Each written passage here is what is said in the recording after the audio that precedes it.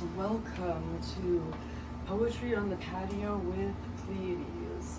We are here today on, I think, I don't even know what day it is today. It's Thursday, the 10th of July, and I'm going to be posting this on July 14th, which is our Monday.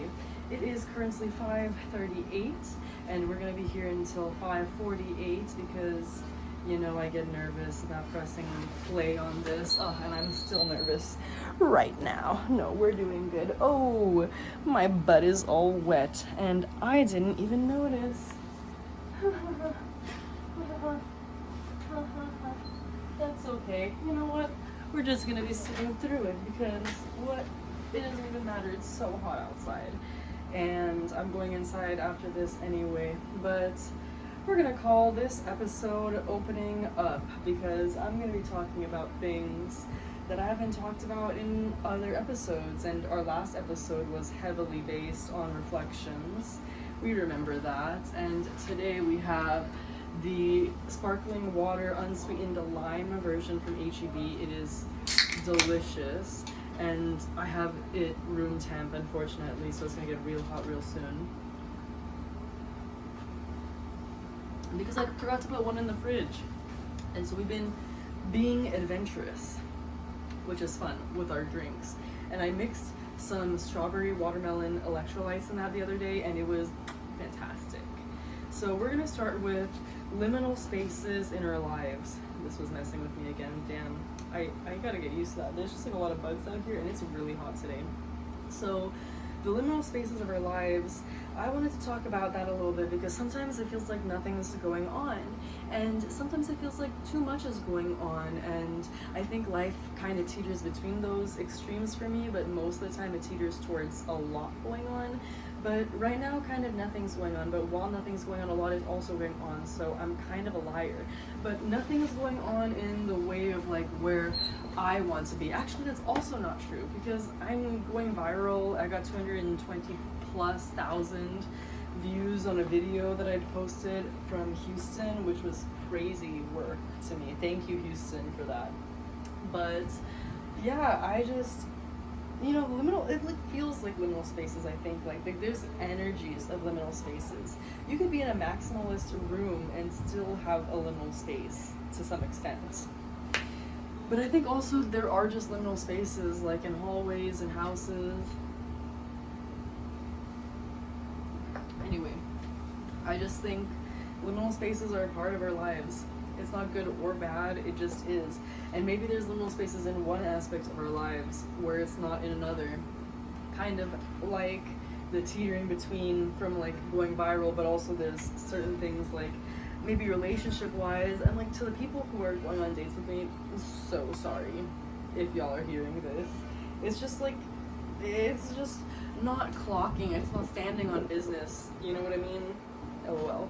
I also want to talk about burnout versus discipline. I think it's important to talk about burnout versus discipline because, well, recently I kind of got a taste of burnout in a way that I've never received before, and I think life can push you towards those aspects and make or break your life, which really sucks. Like, you can endlessly work and work and work, and then unfortunately push yourself towards something fatal, like driving while tired, and that's just as bad as driving drunk, and yeah, it's just as dangerous, if not more dangerous at times.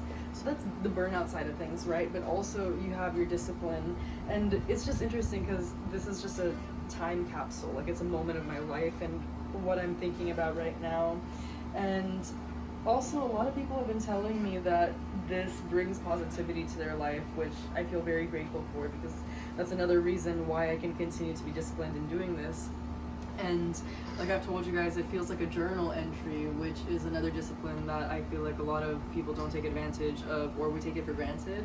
Whereas like after we have passed, I can imagine going back into journals and reading entries of what time was like, and I feel similar with this video aspect. So yeah, I don't know. With discipline, I feel like,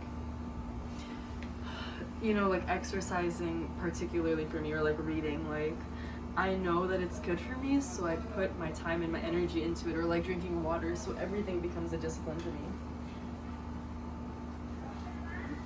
I hope that makes sense. At the same time, I do have difficulty avoiding burnout because like last week when I was preparing for this, and even like leading up to preparing for this, I kind of was seeing burnout being like the opposite of discipline, but no, it's not. Like, they're not two sides of a coin. It's just like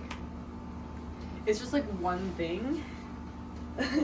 And you have to, it's like a spectrum, and you have to fall in the placements, like XYZ placements of where you are with burnout and discipline, and like give yourself rest, and even like schedule rest in the future, plan for rest, you know? Oh, and that is perfect for the next segue, the next point. It segues perfectly into the next point. Rest for the nervous system, how that can look, and why that's not always a stop. So recently I've learned that there are more stops than we need. I kind of have been going and going, and while I do have the energy for that some days I push myself too thin, and we'll actually get into that later in this episode. But yeah, I think like rest can look like hanging out with your friends. You know, this podcast can be rest at some points, or like when I'm editing, like I'm in Houston and I'm doing all of this back and forth, and then I can just have like 30 minutes to myself where I'm just like non-existently listening to my podcast and seeing if there's anything that I can add, just anything that I can pick up. Sometimes there are more things than others, like when I'm talking about what camera size that I'm using, and we're still using an iPhone 14.5 lens, and this is just a regular iPhone 14. There's no Pro or Max or nothing like that. So yeah, that's just how rest can look sometimes. Like I'm literally physically sitting, and that's rest. And I love to walk and I love to read, so I walk and read at the same time. And I also love to sing and I love to run, so I run and sing at the same time some days, because that is how you increase your lung capacity and your vocal strength. And the reading and walking is just because I like multitasking, and there's not time to do everything in this life, so I do two things at once sometimes, and some of those things are easier than others. Like reading is a little bit harder and walking is a little bit easier. So yeah, but boom, singing and running, those are both hard things at certain points, but singing is a little bit easier than running, and it again increases your lung capacity. So those are things that I enjoy. Also, I wanted to talk about my autism and how it has affected me, specifically with dyspraxia, misophonia, developmental disorders. I've literally got 2 different sized feet, and we'll get more into that later, but right now we're going to start the conversation. So I have 2 different sized feet because of when I was developing as a child, either with balance issues or tippy-toeing, or the way that I sat. I put too much emphasis on one leg rather than the other, and I also found throughout learning through books like The Body Stores Trauma and stuff like that, that specifically AFAB, or you know, assigned female at birth people, typically with their autism, because they've been misdiagnosed or lost in the pathway, they, especially if they've had familial trauma like narcissistic abuse and issues with siblings, the trauma can form in the womb and the gut with a belly, a PTSD belly, and also your hips. And so with that hip imbalance, you can have literally an imbalance with your feet. And also, again, we're gonna get deeper into those topics maybe later. Maybe we'll go into like the topic of what causes a developmental disorder, or like what the developmental disorder causes physically, or maybe we'll go like specifically into dyspraxia or misophonia. But for right now, I do just want to touch on the fact that when I'm in communication with anyone, myself, a friend, like literally talking out loud to myself like this podcast, or when I'm talking about the podcast to a random stranger, or just talking to random strangers, I have dyspraxia. And you can't tell these days because I do have a podcast and I do talk to my friends a lot, and I do write a lot, and I've worked really hard, which is basically physical therapy, and I also know I have autism. And when you clock the fact that you have autism, it makes your autism worse for a little bit, but then you escalate or exponentially go higher, spiraling up and up and up, realizing these autistic traits over and over and over again. And maybe people are like, oh, well, you don't seem very autistic, you don't smell autistic, you don't look autistic, you don't taste autistic, you don't sound autistic. I don't know. People say crazy things, and I am dyspraxic. I mix my words up. Like, if I'm trying to say, I don't know a good example. Like, it's really hard to think of in the spots, but you know, actually my favorite one has been when I've been in 6th grade and I was trying to decorate my friend's locker. I said, "Decorate their decker." And oh, that one was so much fun to say out loud. And again, when I was a child, it happened a lot more, and then I clocked it and I noticed it and I was like, why is that happening? And I worked overtime to discourage that form of speaking. And also with misophonia and autism in general, like, I'm just hypersensitive to things, and I've also worked hard to undo and unpack that trauma. So currently we are 10 minutes in, so I'm gonna take un poquito break. Un ratito. Okay, folks, we're back on the clock. Back on this wet ass swing. And it is 5:54, so we got until 6:05. And we're gonna talk about how I realized I was trans and when. So specifically, it was 2019 to 2020, but mostly 2019. It was like an abrupt realization, like a bullet that hit me from a sponge that was meant to absorb all throughout the years previously. But when I was a child, I'd always wanted the color blue and stuff like that. Yes, I enjoy the color pink now, and that took a while to get to. But originally, when I was like in 5th grade, maybe 4th, 3rd, somewhere along those lines, you know, if I jog my memory, I'll get there. But I had my aunt come from Bangladesh, and she was buying her boys some DSIs. And my mom was going to buy a DSI as well for me, and I particularly asked for a blue one, and I particularly said, please do not get a pink one. And what does she do? She gets me a pink one. And that really messed me up. To this day, it still messes me up. And you know, I do wonder about nature versus nurture, and if that had caused anything in me when I was a child, like if that made me be more non-binary, but I don't think so. I think already I was dressing what they call tomboyish, you know, for a girl or whatever. And when I was a child, I'd always felt a difference. Like, I'd seen girls and boys, but then there was what people are now, you know, like, as we're older and we see these individuals in the world, whether they are from California, Indiana, or in Texas, I see these individuals are queer. You know, they're gay, and I've been hanging out with them. So why wouldn't I see that in myself? Because I'm like, oh, that's why I felt so comfortable around them when I was a child.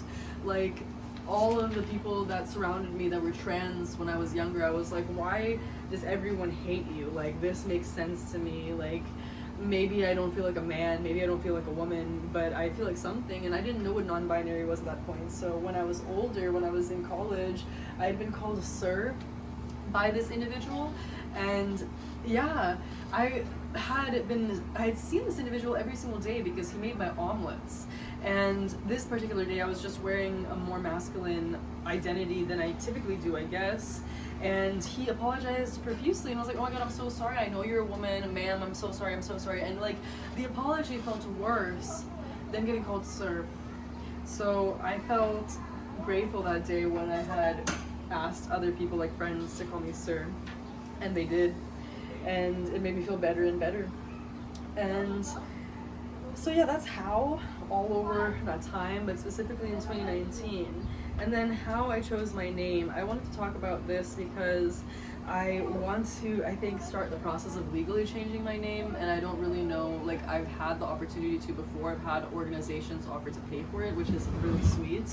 And so many people believe that my parents named me Pleiades, which is just crazy. Like, I do think Pleiades fits me perfectly, but anyway.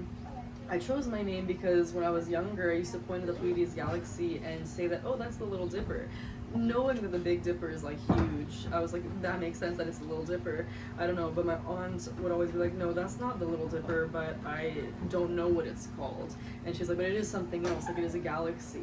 And you know, over time I had found out that it was the third biggest galaxy. I was like, oh yeah, I've seen that shape before in the sky, I know exactly what it is.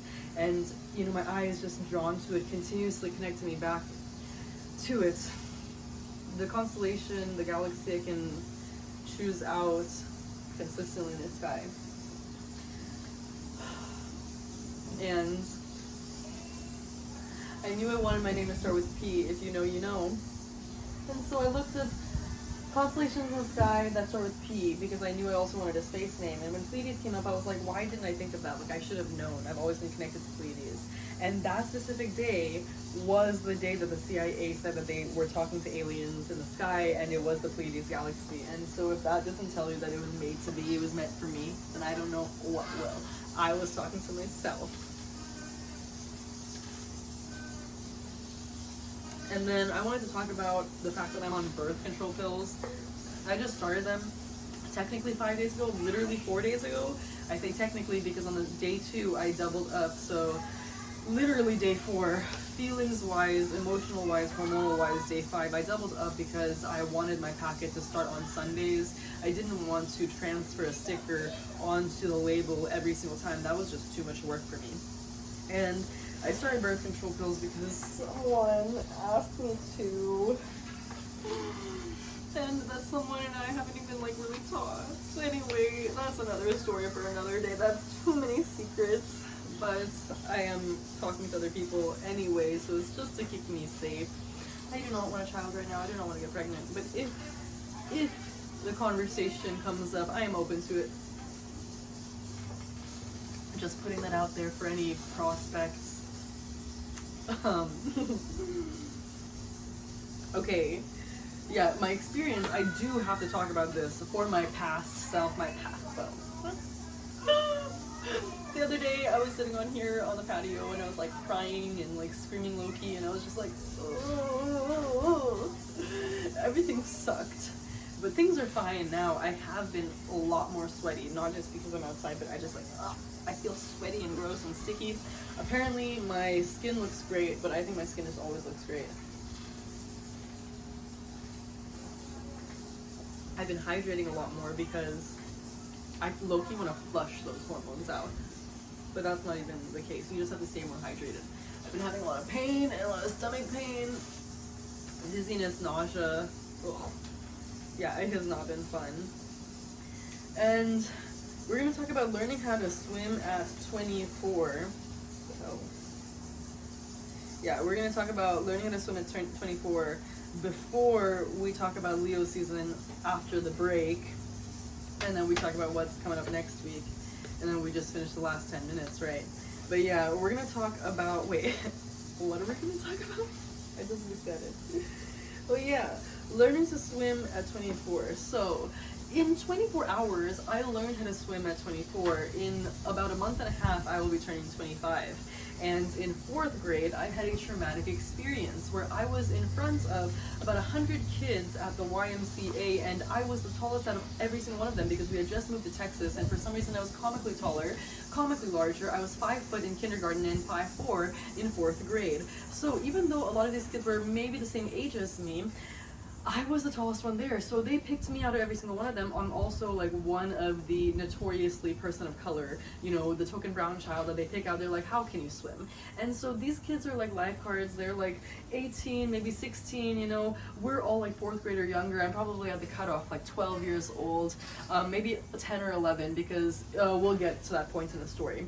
But yeah, I'm like saying, no. I'm like saying it a million times, and my mom is there, and I'm looking at her, and I'm like, why? I do not want to go. I do not want to be the first one to swim.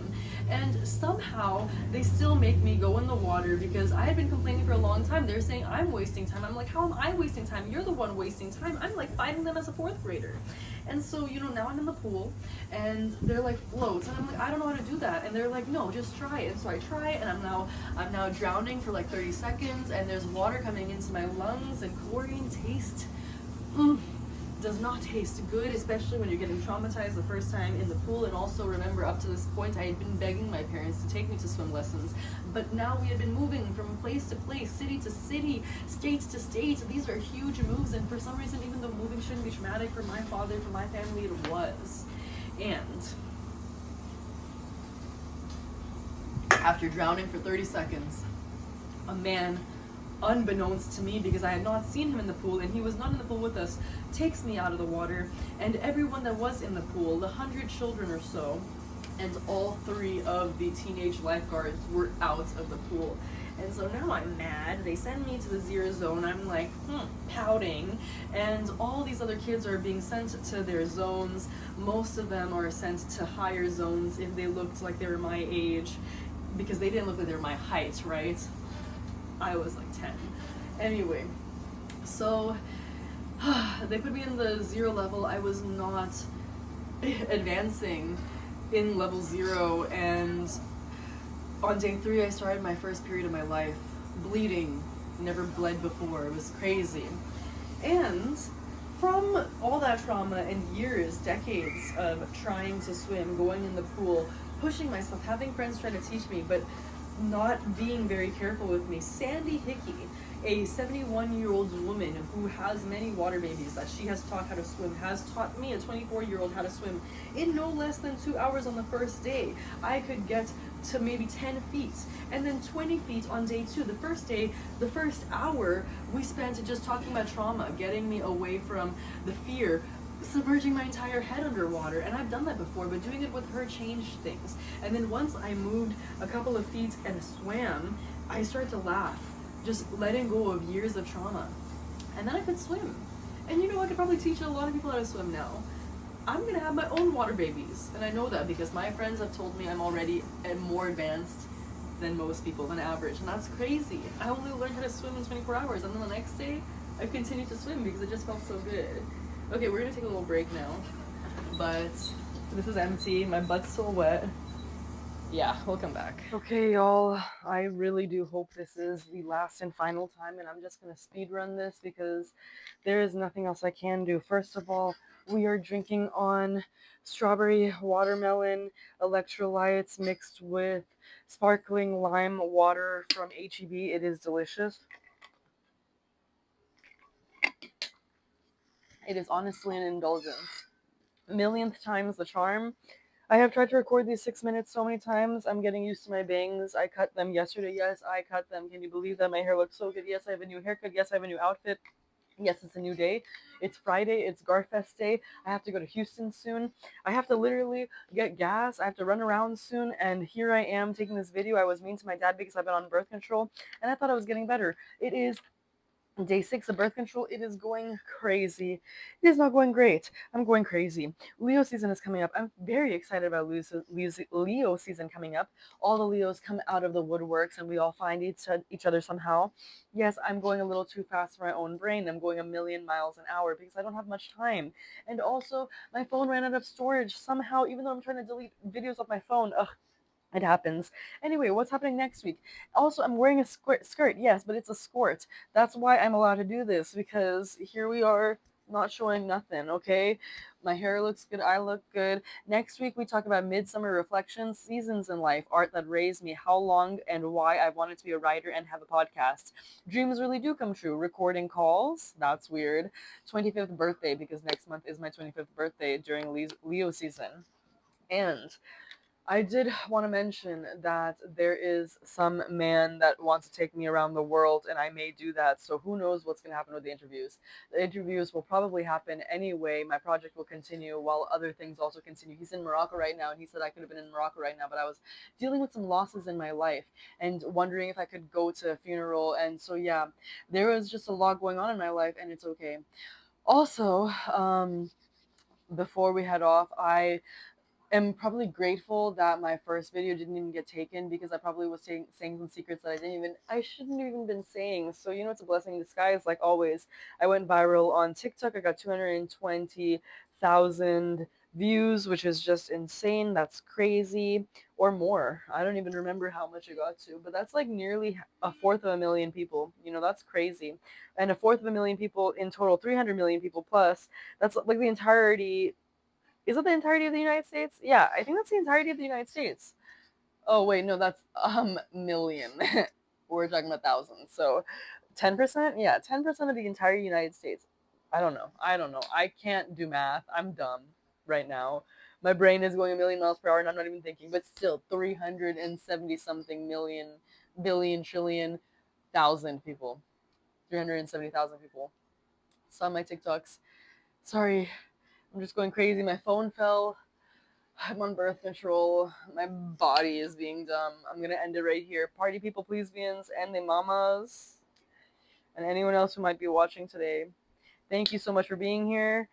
Please take care of yourself, brush your teeth, eat a vegetable, love yourself, love your family, love me, love everyone in the world, love your plants, take care of them. Take care of yourself, brush your teeth, eat a vegetable. Love the world, please. Read a book, please. Hydrate, please. And with that, please smash the MFN like button. And until next time, vote.